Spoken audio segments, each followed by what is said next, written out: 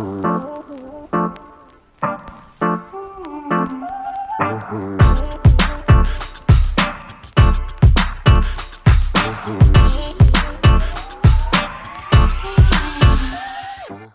back. So we have our second guest for today, and this is Harold Bell, but you're going to hear us constantly refer to him as HB.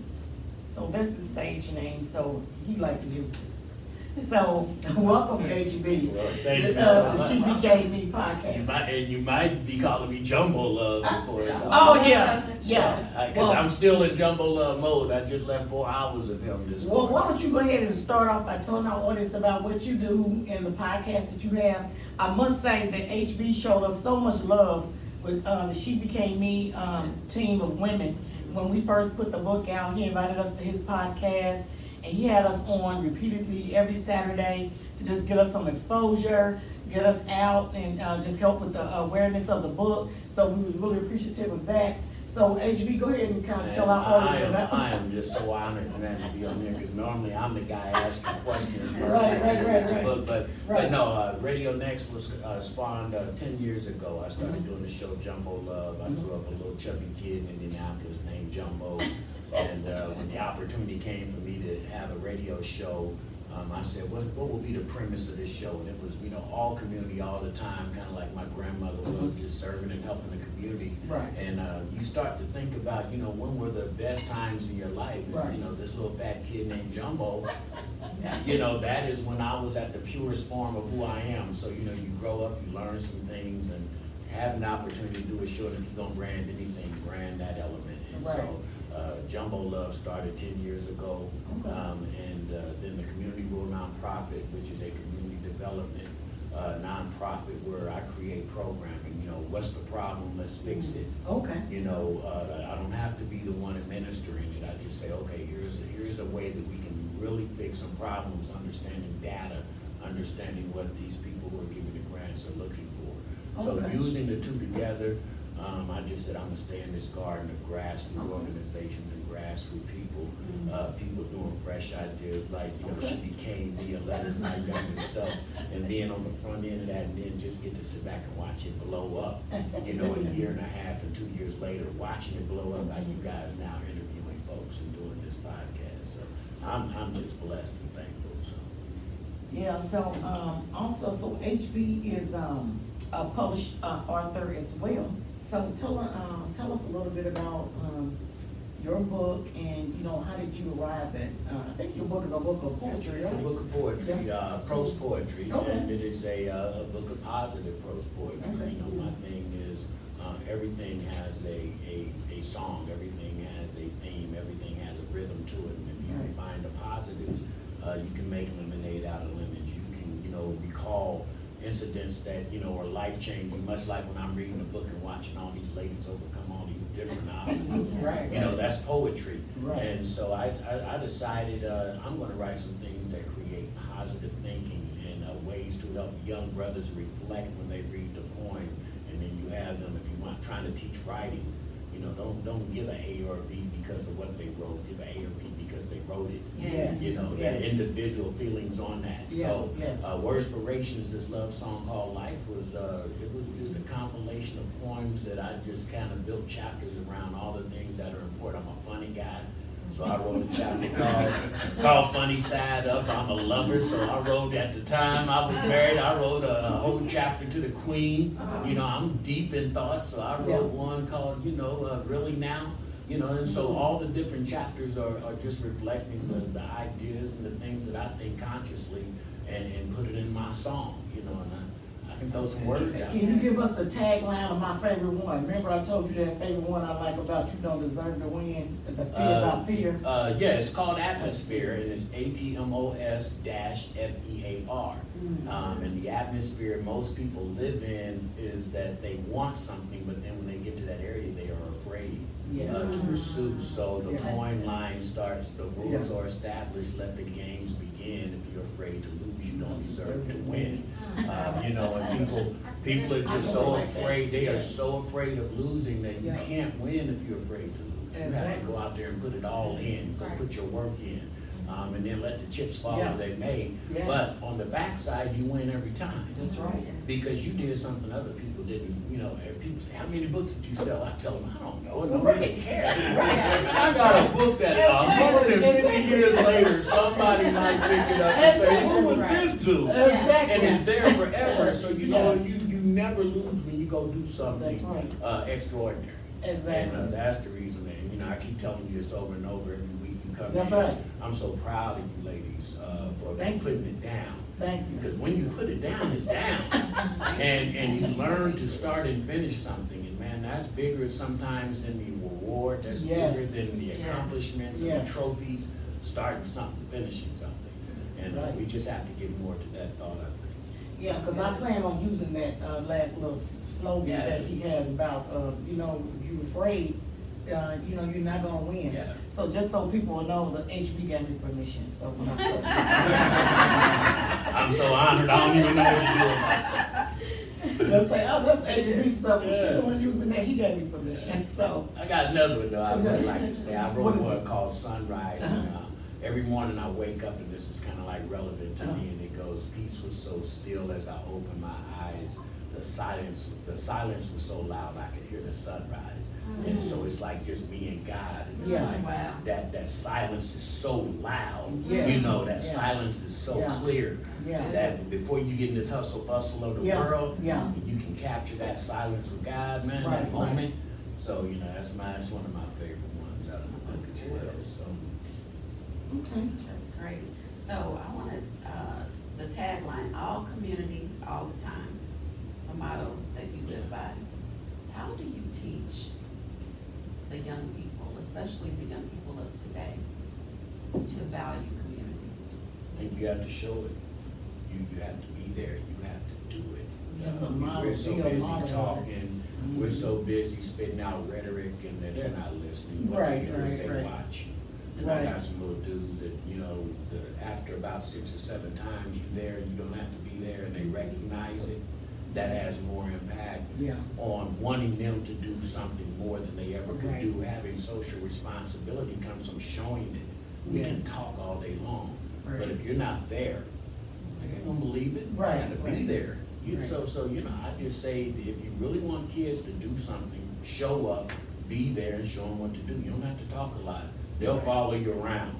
They want instruction, but they wanna see it instead of hear it. And too many times I hear people talking a lot of stuff, and then they're never there. They just tell you, show up in a suit, give their little speech, give a check out, and then, you know, you don't see them. You have to be there if you want some real impact. Right. That's good. I just have one other question, because in the midst of e-learning and all of the changes that parents are going through right now,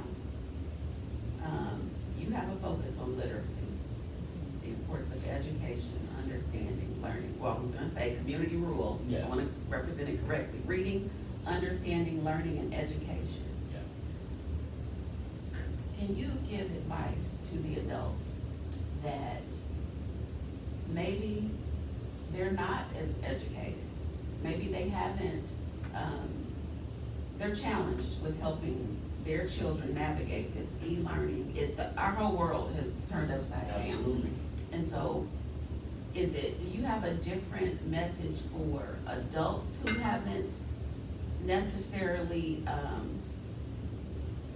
they may be challenged with literacy, they may, be challenged with valuing education for that matter? You know, Let me be talk more to Let me them. be direct. Yes, please. I went back, I mean, here's the Yeah. beautiful thing about this world I've lived in. I was an entrepreneur before I was formally educated.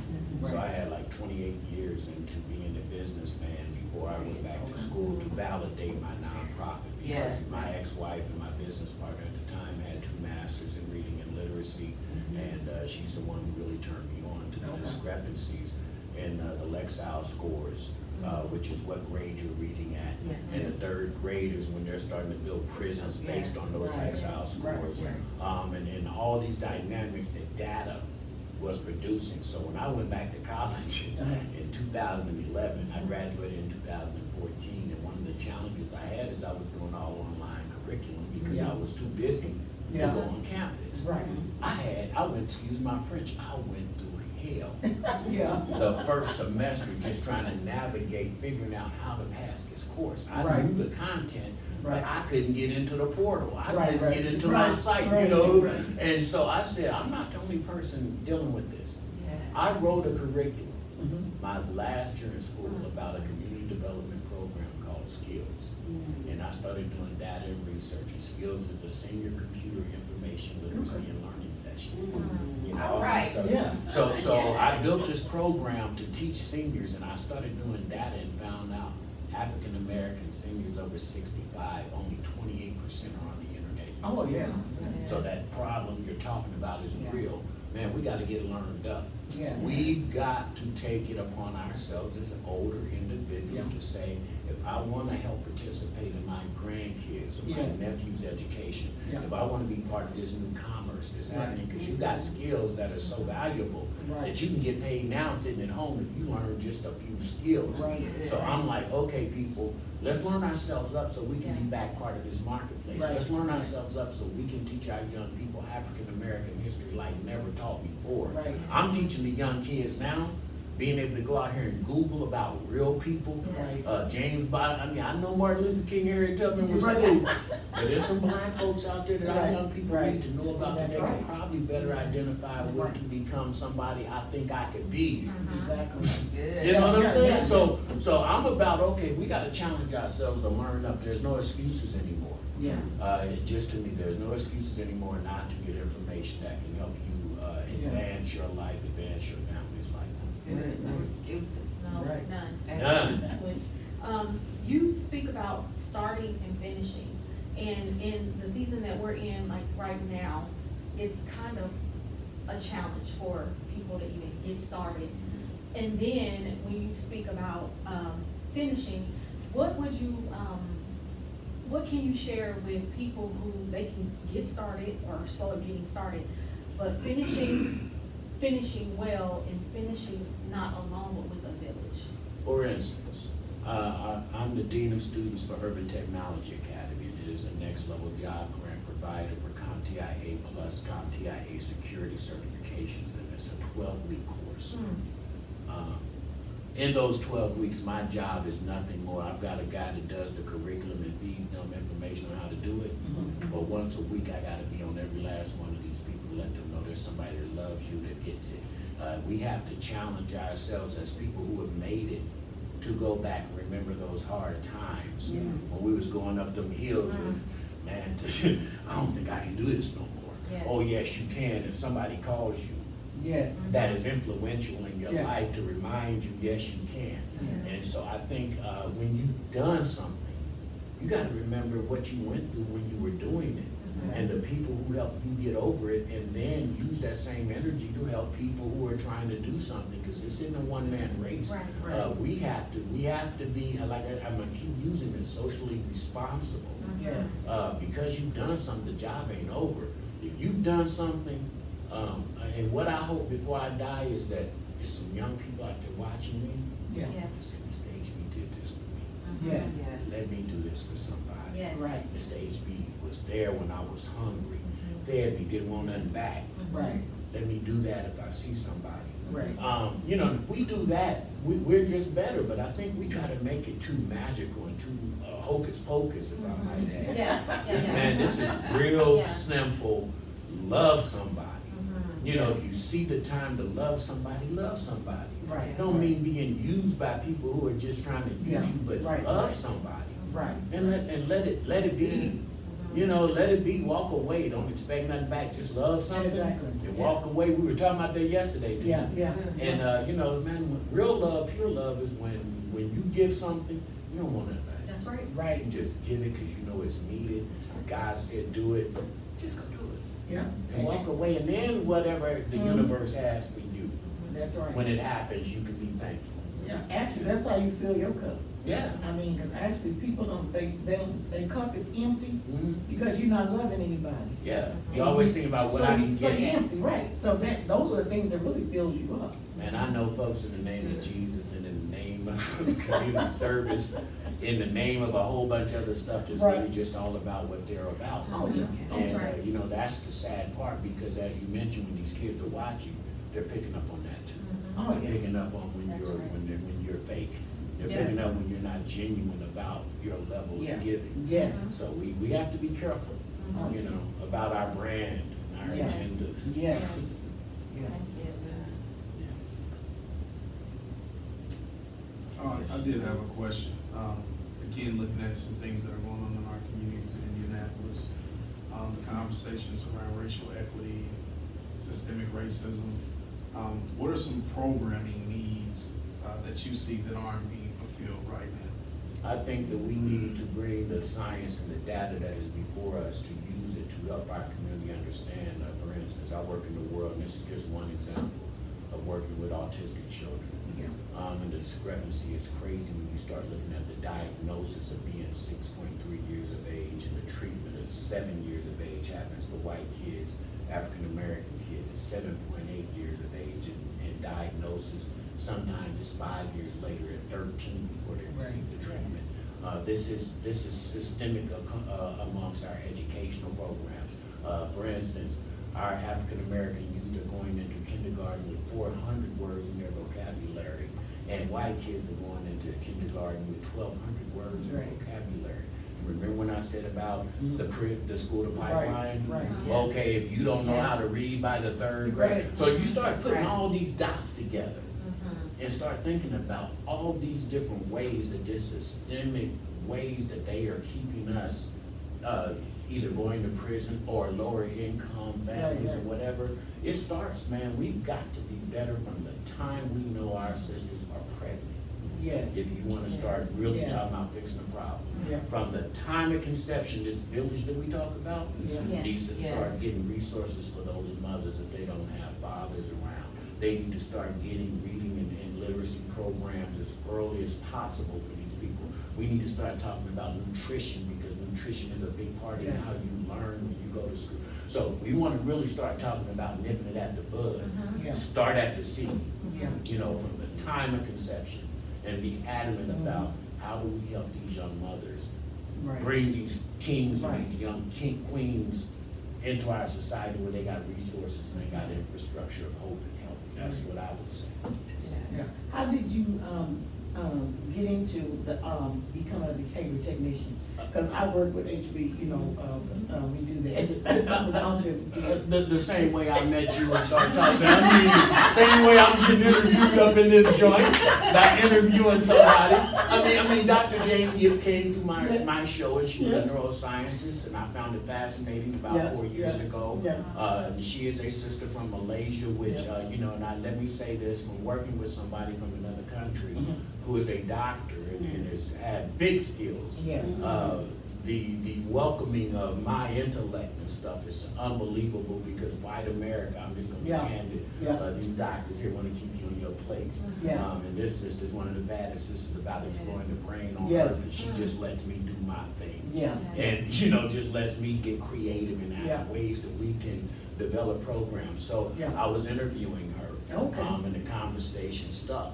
Yeah. And so she started telling me about some of this data I was just saying, Yeah, telling yeah. my man here. And I'm like, okay, man, we got this problem in every element of our society. Right. Whether it's health, whether it's Alzheimer's, whether it's autism, whether it's Right. economics, whether it's schools. I mean, we got Right. this problem all over the place when it comes to our community. Right. And she started telling me about some of these discrepancies. And Yeah. so after I got to seeing how many young African-American males are diagnosed with autism, and then there's no African-American males in the field where they can look at somebody to say, I identify with Right, him. right. And you see the Yeah. effect it has. I Right. walk around there like king of the jungle, these Yeah. little brothers. They respect just my Yeah. presence, Right, being a right, black right. man, Right. doing this. So I'm Right. saying, okay, how many ways can we get African-Americans involved in mental health? Right, Development, That's good, yeah. because if they see you, they can relate to you. Right. If they can relate to you, you can teach them things that they would never learn before. So, Right, right. I went on and started going out there, and actually went out there and had to get some reconstruction going Yeah. on in her business as a consultant. Yeah. She needed help. Yeah. So, of Yeah. course, if I got rid of people, then I gotta help make sure that the Right, business right, stays right, right, afloat. right. And then started falling in love with these little special kids, man. These kids are so unique. Every last one of them have something so unique and so different, but they are all just loving little Yes. individuals, and you Yeah. can't do nothing but love them up and Yeah. be there after you get in there. I tell Yeah. people, if you ain't wanting to stay, don't go. Yeah, yeah. They'll have you called up. Yeah. They'll have you called up. Okay, so we're gonna, this is time where we're gonna do our she-mail. And so what we do with she-mail, and we got a question that we get from our viewers they sent in. Okay. So again, continue to send these in at shebecameme2020@gmail.com. You may get your question read. So we're gonna do this and give a perspective. It's a nice little I mailbox. like it. And we gonna get our everybody's perspective real quick. What type of legacy do you want to leave behind? Really? Yes. Go ahead, HB. Go. I want to leave a legacy of just hope, and a legacy of love, a legacy of planting seeds, a legacy of following through, you know, a legacy of radiance. You know, Okay. you know, this room, everybody in this room, when I leave here, hopefully, you know, I'm at Yeah. HB. You know, really, I mean, you know, cause people, you know, that's important. You know, Right, you right. leave your legacy Yeah. where it has some effect, and some lasting effect, Right, then it's right. good, you know, and just the legacy of a giver. You Yes. know, I think if you just give, all the things that you want are gonna happen. Right. If you just constantly just purely give, Right. all the stuff you want will happen to you indirectly. You don't even have to go look for it. I promise you, stuff's happening to me just by being a giver all my Yeah, life. that's And right. people say, boy, you lucky, and I'm like, okay, you call this lucky. I got Right. smacked in the face a whole bunch of times, even, you know, I call it the cost of giving. Yeah. Oh, yeah. Because there are some Comes with it. ramifications to giving and helping folks as well. So, you know, but when you do it purely, Yeah. you know, man, this stuff comes. So Definitely. my legacy would be just to purely, you know, what we talked about Oh, starting yeah. the show, how do you purely just Yeah. love and not expect anything, Nothing and back. let the stuff happen. Right. Yeah. Yeah, I would say, I started my first, business, Butterfly Effects, and it was to mentor youth. And because I want my legacy to be, everybody needs to be able to affect somebody. So that's why I called it Butterfly Effects. Because the whole idea is you have to be effective to somebody, because you will never, one, you won't live forever. And that way you can continue to be effective, even when you're gone. Because you affect 2 people, they will affect 4 people. Well, And I then used to it'll go continue. around with my little poetry mind, then don't you live forever? Yep. So that's what I would want my legacy to be. And that's why I started, well, I'm gonna say, I started writing, the books that I have 2 now, is, you know, God just, you know, put that in my spirit, and evidently it's my purpose, but I think that's a great way to write it down. If you have things written down, it will live forever, Absolutely. you know. I would say, leaving the legacy of, connection and multiplying, Yeah. and then giving back, because, when we connect with others, Mhm. and then, I mean, we're individually, we're strong in Right. areas, but when we're connected, Right. that force is just out, Unbelievable. just unbelievable. But then the multiplication part of it is, just not adding on, but Right. when we multiply, we're teaching, Yes. we're bringing in our youth, we're teaching them, and so we train them up to Yeah. go out and train up, to go Yeah. out and train up, so then you Yeah. have all of these different, pods, Right. and then just reaching back, just giving back, so, You gotta do that. I love it, yeah. I would agree. I would just say, you know, part of my legacy is certainly my daughter, you know, and her, everything that she produces, you know, I believe, hopefully is a reflection of something that I've poured into her, but I'm a lover of, my friends, my family, anything I do, you know, I want it to be felt that I was there. Yeah. You know, when I did my introduction at my job to the staff, I'm like, by the time I'm gone, you'll know I was here. that's right. That's really just it, you know, no matter what. So whether I touch someone, I relate to people on, you know, know, truly a level that is unique to each person. Yeah. I identify, it's natural, I like it to be organic, but if I've touched someone in something that I may say, something that I pay attention to people. Yes. Yeah. And I need people to know when I'm done, you know, you felt my presence. So Yeah. whether it's a lifelong relationship or whether it is a Short. 1 month relationship, you know, I want my impact though. Yeah. The same for me, it's just that impact. Like when I'm gone, like, yo, he changed my life. Yeah. I mean, that's always been my thing, is just changing people's lives for the better. Yeah. And doing it within a natural course of who I am. Right, right. That's powerful. Okay. I would like to say this before we close, because Yes. you know, in my little poetry world, I was talking about we're better together. Yeah, yeah, And this is real life. All my Yeah. poems were written off of real life Yeah, experiences, yeah. just to let you know. And I wrote one called Skittles, because I was in Kroger one day. Okay. The little young brother was eating a bag of Skittles before Okay. his mom ever paid for them. So Uh-huh. I'm standing behind, and she's saying, boy, if you don't quit eating all them Skittles, so he's just eating there. And I look at him, I say, little man, look like you're enjoying them Skittles. What flavor you like better? Uh-huh. And he looked at me and he said, mister, he said, well, you know, one at a time, you're really good. But when I just take a handful and put them all in my mouth. Enough said, okay? We can end it right there. So I had to go home and write Skittles, the poem about my ignorance of asking him to tell me what one of the flavors was the best. He let me know in this little 5 or 6 year old way, bruh, all of these together are better. Yes, I Yeah. love it. Yeah. That good? Yes, I love yes, it. good. Good. That's I good. love it. That's Good. good. So, thank you guys for joining us and connecting with us at the heart. Until next time, see you later.